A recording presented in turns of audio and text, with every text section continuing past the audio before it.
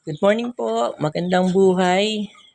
Ayan, dahil ngayon ay April 9, araw ng Kagatingan, wala tayong pasok. Di-deliver tayo ng bunny sa dalawa nating beneficiary. Isang taga San Pedro, Laguna, yung isa naman ay taga Santa Rosa, Laguna. Ayan, so after po ulit natin ihatid si Macy, saka po tayo pupunta. Yung isa nga nating beneficiary ngayon, wala daw silang cage. So may extra cage naman tayo, kaso single cage lang yun. So sakto lang dito sa ganitong edad. Sabi ko kay tatay, kapag medyo lumaki na, ayun, gawa na lang sila nung mas malaking kulungan kasi hindi talaga sila kakasya doon. So papakita ko mamaya yung cage na ibibigay natin.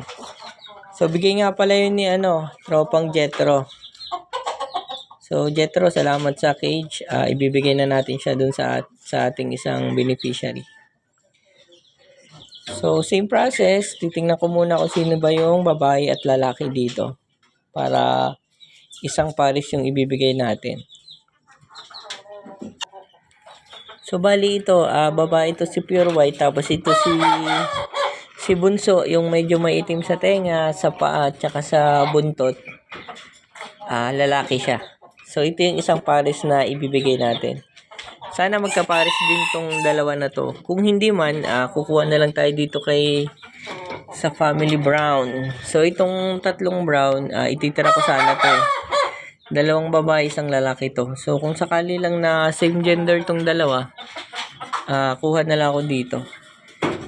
So remembrance ko kasi itong tatlo na to kasi nga yung Mommy Brown namatay. So kaya tinira ko talaga tong mga brown. So ito nga yung ating cage na ibibigay sa ating beneficiary. So ito po kasi ang tawag ay single cage. Yung ating kasing ginagamit na cage, double cage yun. So dalawa siyang nitong ganito kalaki. So umaabot dito, mga ganyan. So sa ngayon, kasya naman sila, pero siguro mga isang buwan pa, kaya nang masakop nung isang bunny yung kulungan. So ayun po. Tapos dito ko na lang ilalagay yung isa kasi si ma'am daw meron naman ng gagawin na kulungan. So yun lang po. Update na lang po ulit kapag meron na silang nasend na video. Thank you po.